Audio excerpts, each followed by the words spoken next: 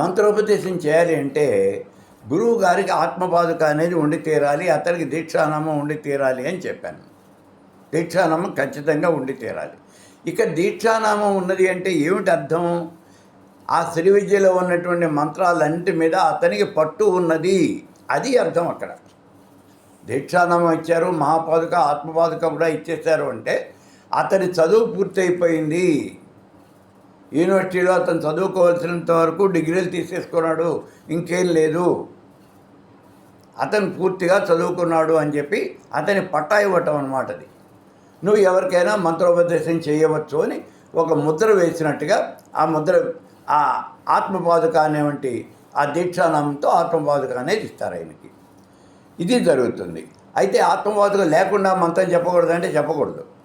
ఆత్మపాదుక లేకపోతే నీకే శ్రీ విద్య అనేది పూర్తిగా తెలియదు. నీకు తెలియకుండా నువ్వు అవతల వాడికి ఏం చెప్తావు?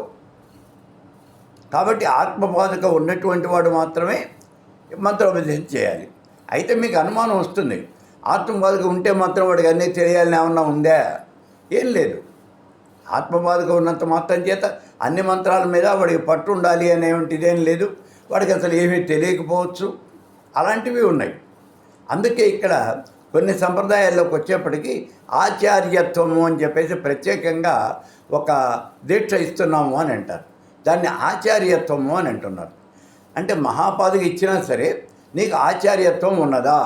ఆచార్యత్వం ఉంటేనే నువ్వు ఇంకోటికి మంత్రోపదేశం చేసేటటువంటి ఆ హక్కు, అధికారము అది నీకు వస్తాయి. కాబట్టి ఇక్కడ ఈ ఆచార్యత్వం ఉండాలి. ఆచార్యత్వం నీకు ఉండాలి అంటే ఏం కావాలి?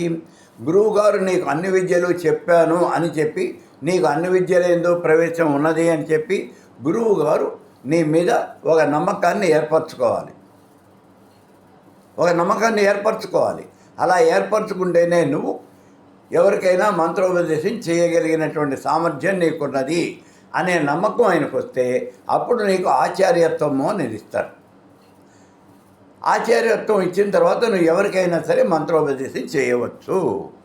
అది ఆ సంప్రదాయంలో వాళ్ళు ఒక హద్దు పెట్టారన్నమాట. ఇది ప్రతి చోట ఉండదు, ఏదో కొన్ని సంప్రదాయంలో ఇలా ఉన్నది.